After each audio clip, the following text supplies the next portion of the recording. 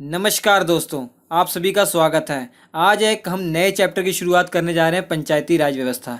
Indian polity का जो full course चल रहा है ना, उसका ये नया चैप्टर होगा, पंचायती राज व्यवस्था। इससे पहले जितने भी इंडियन पॉलिटी के लेक्चर पढ़ाए गए हैं, सब सील वाइज पढ़ लीजिए, क्योंकि इससे आसान इंडियन पॉलिटी और नहीं एक्सप्लेन किया जा सकता। तो आज एक नए चैप्टर की शुरुआत कर रहे हैं, पंचायती राज व्यवस्था। इंडियन पॉलिटी के जो सबसे इम्पोर्टेंट टॉपिक होते हैं उनमें से एक है पंचायती राज व्यवस्था। कोई भी ऐसा एग्ज़ाम दिखा दीजिए, अगर इंडियन पॉलिटी के वहाँ प्रश्न पूछे जाएंगे तो पंचायती राज व्यवस्था से ज़रूर पूछे जाएंगे। कोई भी ऐसी परीक्षा बता दीजिए जिसमें ना पूछे जाएं, सब में पूछे जाएंगे। बहुत ही इंपॉर्टेंट टॉपिक है, मिस मत कीजिएगा। आज मैं आपको इस तरीके से एक्सप्लेन करूँगा कि पंचायती राज व्यवस्था आपके लिए सबसे सरल टॉपिक हो जाएगा। तो चलिए आगे बढ़ते हैं। देखिए दोस्तों, हमारे संविधान का भाग 8 तक आपने पढ़ लिया है। केंद्र शासित प्रदेश इसके पहले हमने कंप्लीट किया है। आज हम पढ़ेंगे भाग 9 के बारे में, पंचायत के बारे में, पंचायती राज व्यवस्था के बारे में, जिसके अंतर्गत 16 आर्टिकल जोड़े गए हैं। आर्टिकल 243 और आर्टिकल 243A से लेकर O तक, तो कुल 16 आर्टिकल हैं। इनके बारे में आपको पढ़ना है, ठीक है। हालांकि हमारा जब मूल संविधान तैयार हुआ था ना, तो उसमें पंचायत का ये टॉपिक नहीं था। उसमें हमारे मूल संविधान में पंचायती राज व्यवस्था को नहीं अपनाया गया था। ये बाद में जोड़ा गया है। कब जोड़ा गया है, कैसे कैसे जोड़ा गया, पूरी कहानी आपको मालूम होना चाहिए, तो वो हम आपको बताते हैं। सबसे पहले ये देखिए कि जो हमारी भारत का जो प्रशासनिक ढांचा है, एक तरीके से वो किस प्रकार से है। सबसे ऊपर केंद्र है, सबसे ऊपर केंद्र सरकार है। उसके बाद राज्यों में राज्य सरकार आती है। उसके बाद स्थानीय स्वशासन है दोस्तों। स्थानीय स्वशासन को दो भागों में बांटा जा सकता है। एक ग्रामीण क्षेत्र के लिए स्थानीय स्वशासन, जिसे पंचायती राज व्यवस्था कहा गया है, और शहरी क्षेत्रों के लिए स्थानीय स्वशासन, अर्थात नगरीय क्षेत्रों के लिए स्थानीय स्वशासन, नगर पालिकाएँ आपको पढ़ना है। ये भी अगले चैप्टर में आप पढ़ेंगे। और इस चैप्टर में हमें बात करनी है जो ग्रामीण की स्थानीय स्वशासन है, जिसे आप पंचायती राज व्यवस्था कहते हैं, वो हमें पढ़ना है। अब इस पंचायती राज व्यवस्था के अंदर कितने चीज़ें हैं, क्या चीज़ें हैं, कौन सी आर्टिकल हैं, ये सारी जानकारी हम देते हैं, ठीक है। देखिए सबसे पहले ये देखिए, लोकल सेल्फ गवर्नमेंट, स्थानीय स्वशासन। सबसे पहला प्रश्न तो यही उठता है कि आखिर स्थानीय स्वशासन की हमें क्या ज़रूरत थी, लोकल गवर्नमेंट की हमें क्या ज़रूरत थी। जब हमारे पास केंद्र सरकार भी है, राज्य सरकार भी है, तब इनकी क्या ज़रूरत आन पड़ी। एक बार सोच के देखिए कि कोई व्यक्ति है ऐसा जो गांव में रह रहा है या किसी छोटे शहर में रह रहा है, क्या वो हर प्रॉब्लम के लिए केंद्र सरकार या राज्य सरकार के पास जाए।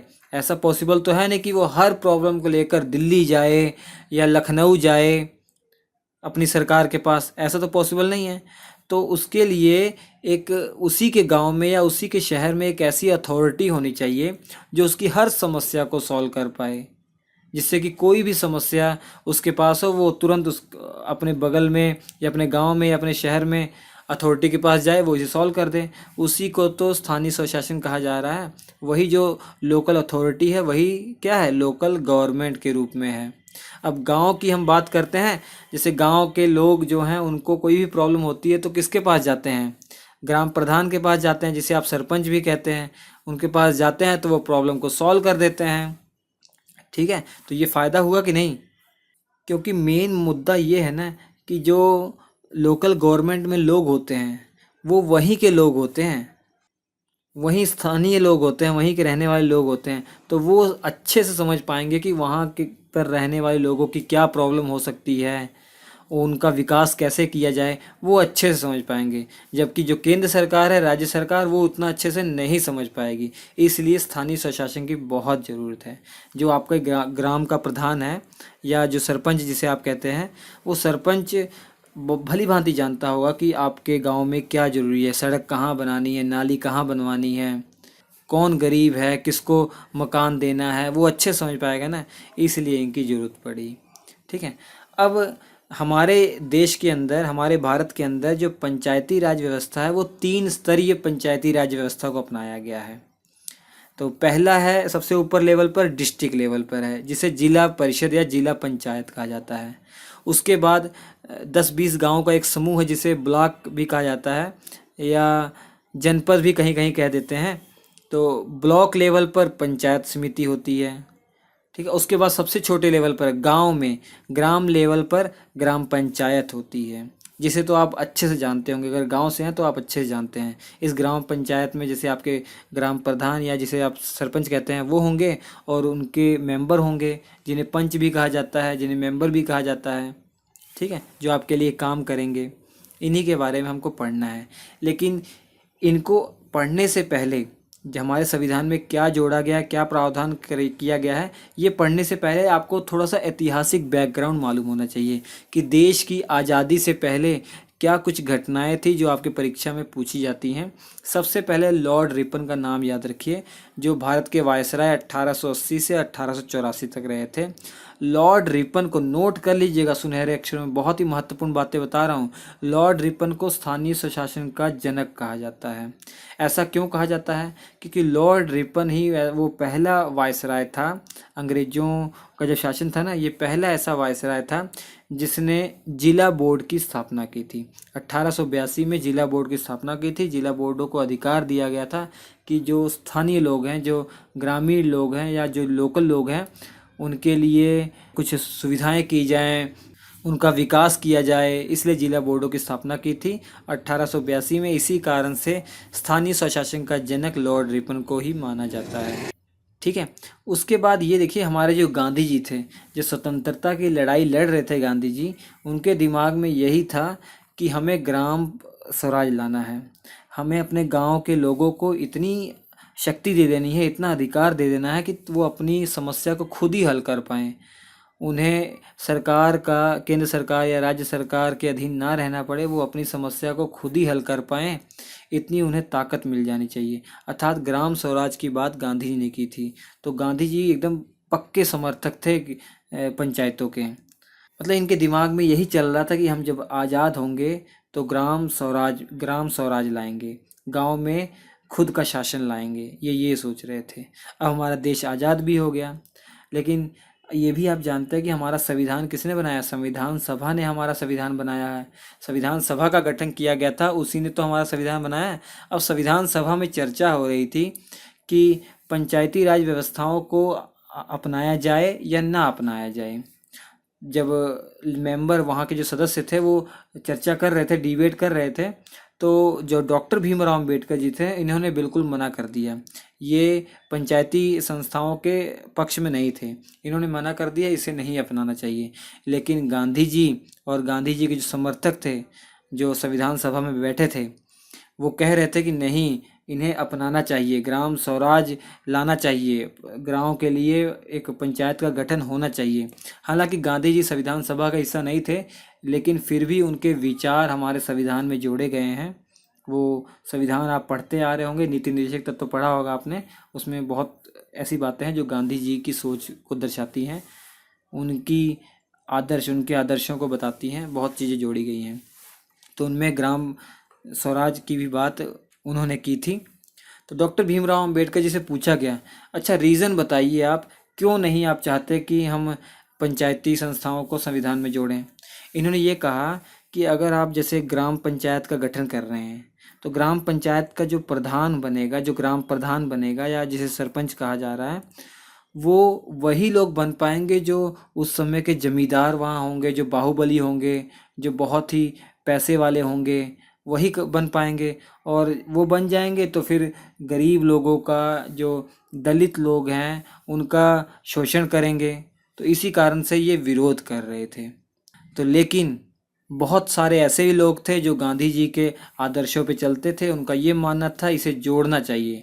अब प्रॉब्लम क्रिएट हो गई कि जोड़ा जाए कि ना जोड़ा जाए, जोड़ा जाए कि ना जोड़ा जाए, ये प्रॉब्लम क्रिएट हो गई। तो फिर एक मेंबर थे, के संथानम उनका नाम था, उन्होंने सुलह करवाया। उन्होंने कहा अच्छा एक काम कीजिए, इसे डीपीएसपी में जोड़ दीजिए।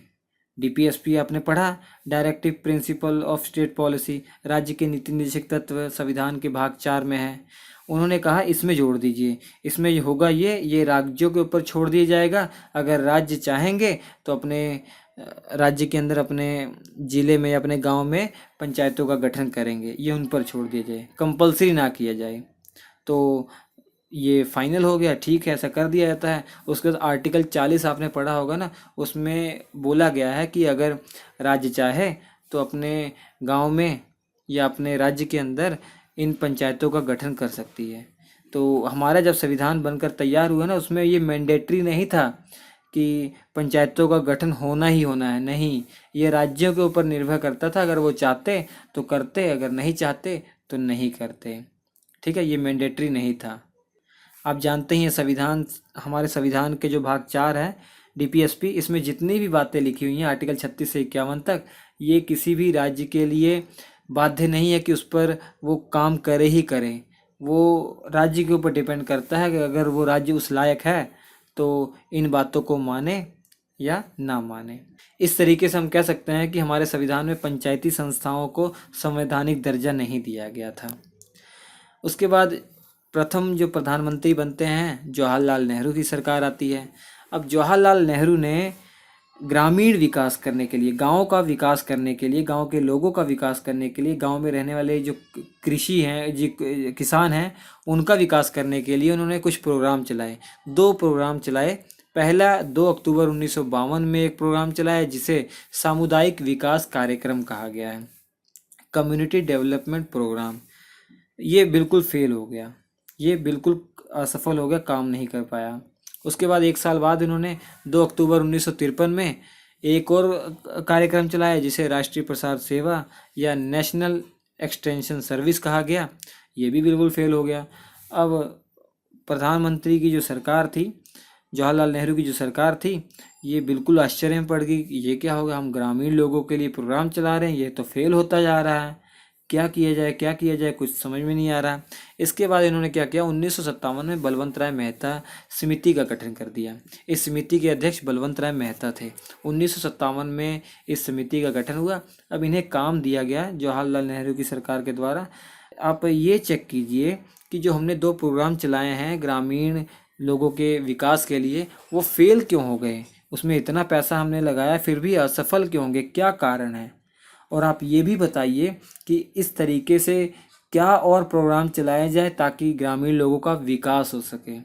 तो बलवंत राय मेहता जी ने कहा ठीक है, हम चेक करते हैं। तो इन्होंने 1957 में अपनी रिपोर्ट भी प्रस्तुत कर दी। बलवंत राय मेहता जी ने कहा कि आप जितने मर्जी ऐसे प्रोग्राम चला लीजिए, वो सफल कभी नहीं होंगे। इनसे रीज़न पूछा गया क्यों नहीं सफल होंगे भाई। इन्होंने कहा कि आप ग्रामीण लोगों के लिए ये प्रोग्राम चला रहे हैं, ग्रामीण लोगों का विकास करना चाह रहे हैं, और इस प्रोग्राम में जितने भी लोग शामिल हैं, ग्रामीण का कोई भी जनप्रतिनिधि इसमें नहीं है, सब प्रशासन के लोग हैं। इसमें प्रशासन का इतना ज़्यादा हस्तक्षेप है तो विकास उनका कैसे हो पाएगा। अगर आपको ग्रामीण लोगों की प्रॉब्लम जाननी है तो वहाँ के लोगों को अपने में शामिल करना पड़ेगा ना, उनसे पूछना पड़ेगा क्या समस्या है, तभी तो विकास हो पाएगा। तो इन्होंने मेनली ये कारण दिया कि जन सहभागिता का अभाव है इसमें। इन प्रोग्राम में जो कार्यक्रम चलाए गए थे उनमें जन सहभागिता का अभाव था, इसी कारण से। अब इनसे पूछा गया कि आप सुझाव दीजिए कि किस प्रकार से लोगों का, जो ग्रामीण लोगों का विकास किया जाए। तो बलवंत राय मेहता जी ने कुछ सुझाव दिए। पहला उन्होंने सुझाव दिया कि हमें लोकतांत्रिक विकेंद्रीकरण अपनाना चाहिए, अर्थात डेमोक्रेटिक डिसेंट्रलाइजेशन अपनाना चाहिए। अब इनसे पूछा गया भाई ये क्या है, लोकतांत्रिक विकेंद्रीकरण क्या है। इन्होंने कहा कि शक्तियों को अलग अलग स्तर पर आप बांट दीजिए। जैसे केंद्र सरकार के पास शक्ति है, फिर राज्य सरकार के पास शक्ति है, इसी तरीके से आप लोकल गवर्नमेंट को भी शक्ति दीजिए। जो गांव के लोग हैं उनको भी शक्ति दीजिए, वो खुद अपना विकास कर सकें। तो इनसे पूछा गया ये कैसे होगा भाई। तब बलवंत राय मेहता जी ने कहा कि आप गांव में पंचायती राज व्यवस्था लागू कीजिए, ग्रामीण क्षेत्रों में पंचायती राज व्यवस्था लागू कीजिए। वो त्रिस्तरीय पंचायती राज व्यवस्था होनी चाहिए, अर्थात जिले लेवल पर जिला पंचायत हो, और जनपद लेवल, ये मतलब ब्लॉक लेवल पर पंचायत समिति हो, और गांव में ग्राम लेवल पर ग्राम पंचायत हो।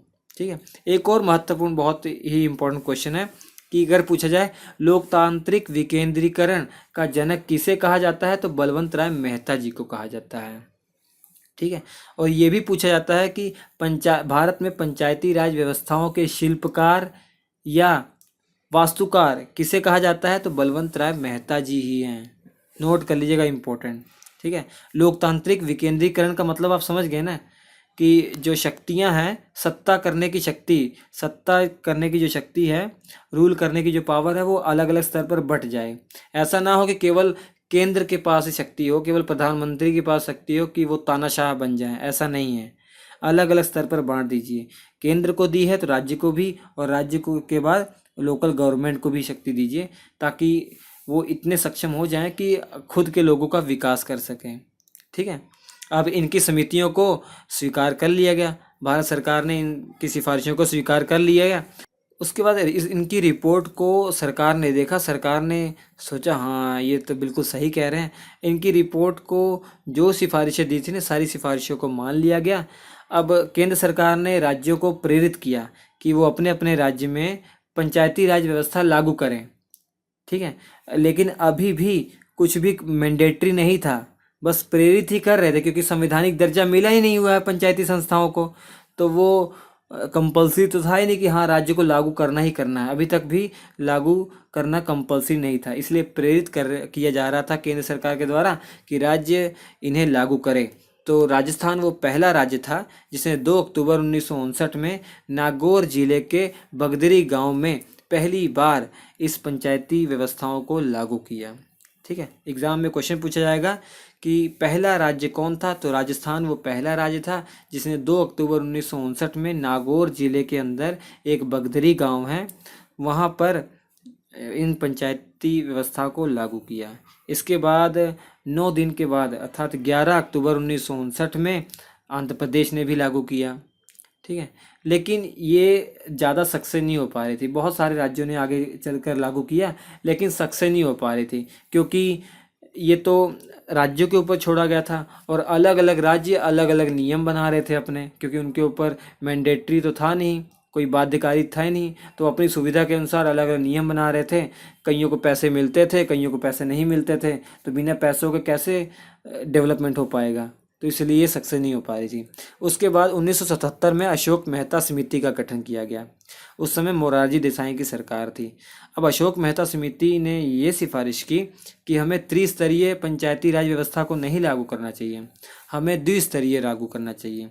पहला जो बड़े लेवल पर वो जिला स्तर पर होना चाहिए, जिसे जिला पंचायत या जिला परिषद कह दिया जाए, और दूसरा ब्लॉक लेवल पर होना चाहिए, गांव लेवल पर नहीं होना चाहिए, ब्लॉक लेवल पर। इस ब्लॉक के अंदर 15 से 20 गांव का समूह लगभग वो शामिल हो, जिसे पंचायत समिति कहा जाए या जनपद पंचायत कहा जाए। और इन्होंने बताया कि इन पंचायती संस्थाओं का जो कार्यकाल है वो 4 वर्ष कार्यकाल होना चाहिए।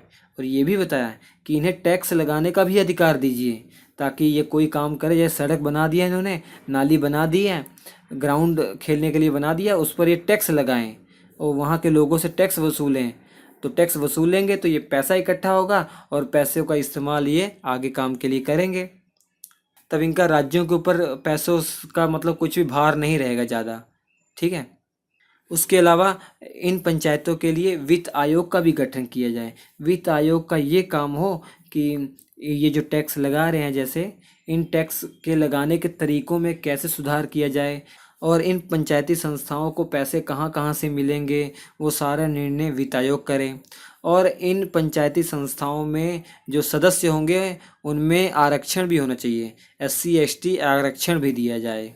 ठीक है, और इसके अलावा ग्राम न्यायालय का भी गठन किया जाए। इन्होंने ये भी सुझाव दिया कि जैसे गांव में कोई घटना होती है, छोटी मोटी चोरी डकैती हो गई या लड़ाई झगड़ा हो गया, तब इसके लिए ये ना हो कि हाई कोर्ट बंदा चला जाए या सुप्रीम कोर्ट चला जाए या डिस्ट्रिक्ट कोर्ट चला जाए। ये सब छोटी प्रॉब्लम के लिए एक कोर्ट गांव में ही होना चाहिए, ये मतलब ग्राम न्यायालय होना चाहिए, वो ऐसी छोटी मोटी प्रॉब्लम सॉल्व कर सके, ये कहा।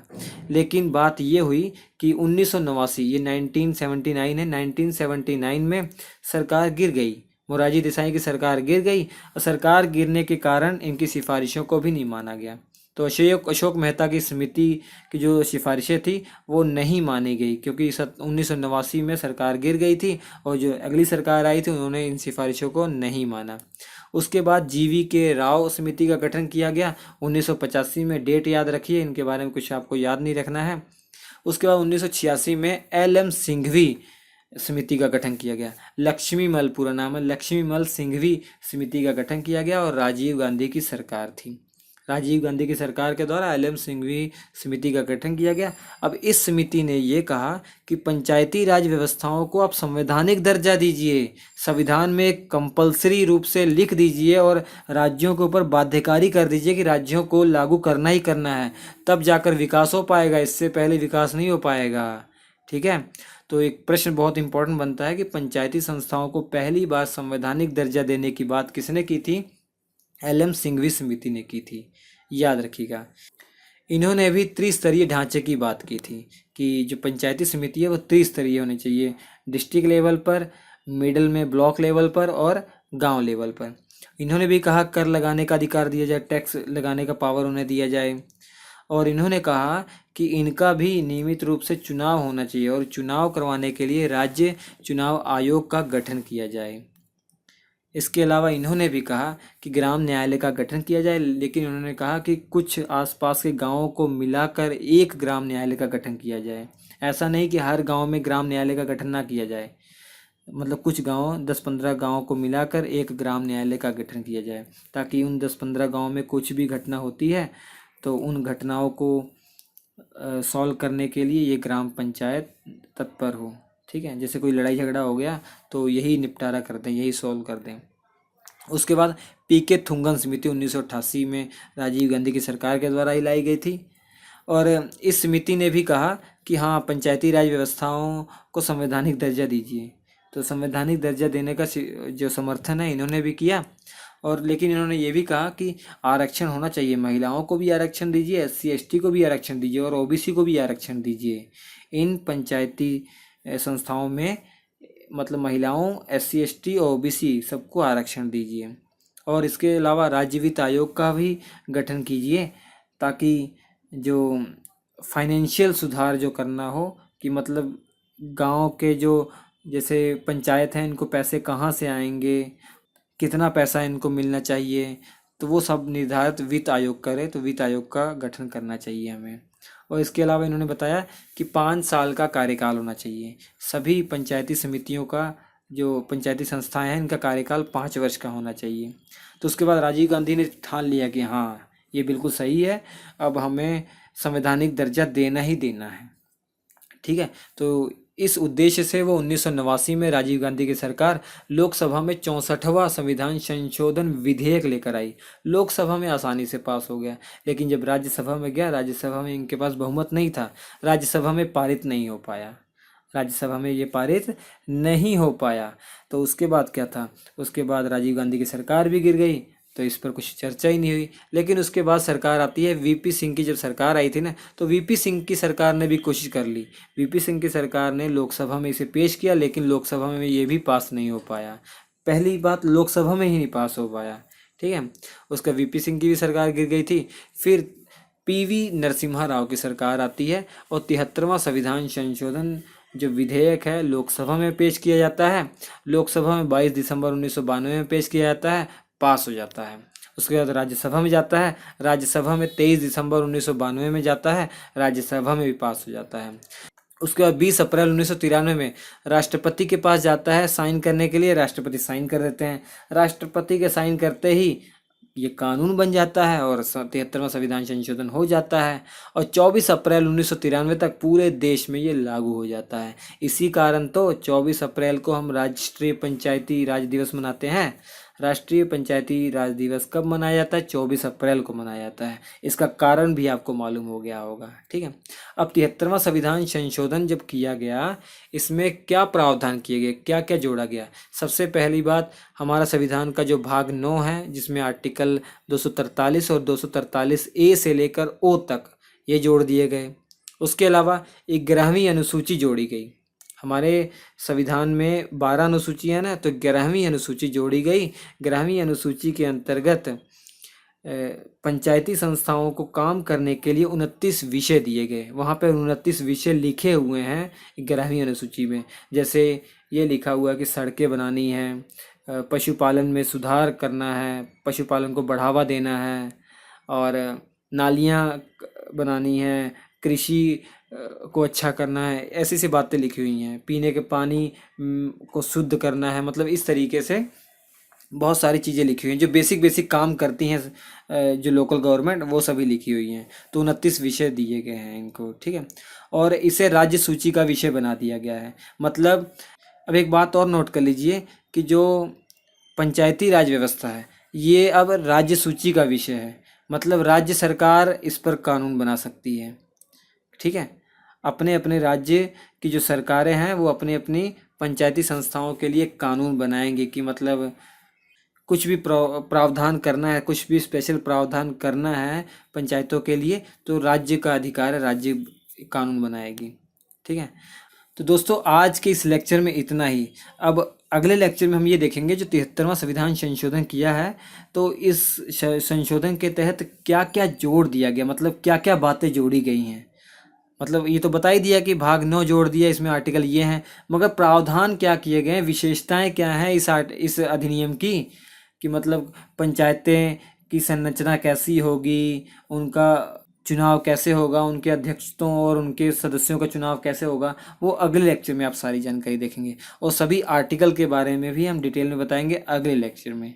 तो ये लेक्चर आपको कैसा लगा ज़रूर बताइएगा। लेकिन उससे पहले मैं आपको एक चीज़ बता देना चाहता हूँ कि जो ये पंचायती राज व्यवस्थाएं हैं ना, ये एक राज्य सूची का विषय है। जैसे हमारे संविधान की अनुसूची 7वीं अनुसूची में राज्य सूची, संघ सूची, समवर्ती सूची बताया गया है। राज्य सूची के विषय वो होते हैं जिन पर केवल राज्य सरकार कानून बनाती है ना, तो ये राज्य सूची में ही आता है। जो पंचायती संस्थाएं हैं ना, जो पंचायती राज व्यवस्था है, राज्य सूची में ही आता है। ये अपने अपने राज्य को अधिकार दे दिया गया है कि वो ही इस पर कानून बनाएंगी। तो चलिए हम आपसे मिलते हैं अगले एपिसोड में, तब तक के लिए नमस्कार।